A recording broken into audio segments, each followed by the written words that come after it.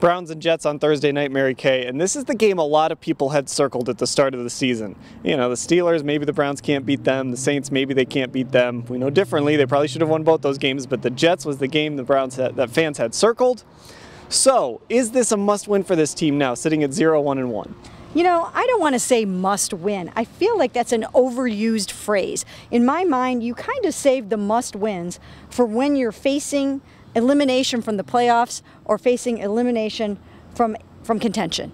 I really don't believe that this is a must-win game. I mean, what if at some point they go on a little run and they win the 5 or 6 games that we thought, or 7 games that we thought that they were going to win this season? So it's still a very long season. I think it's a very young offense, and I think they're still trying to figure out a lot of things.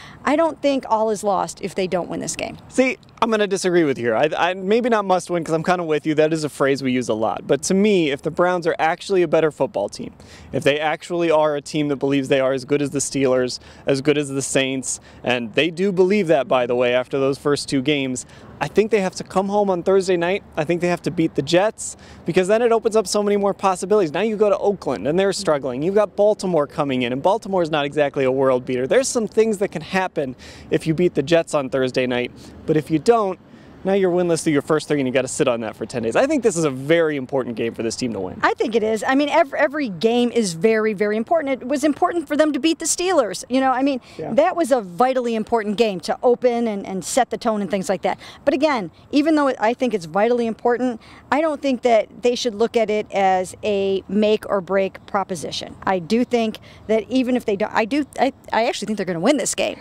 But if they don't, I don't think the sky is going to fall. I think you still have a long way to go and to get this thing turned around. All right, well, you tell us. Go down to the comments, whether you're watching on YouTube or watching at cleveland.com. Head down to the comments and tell us what you think, if this game is a must-win for the Browns or not.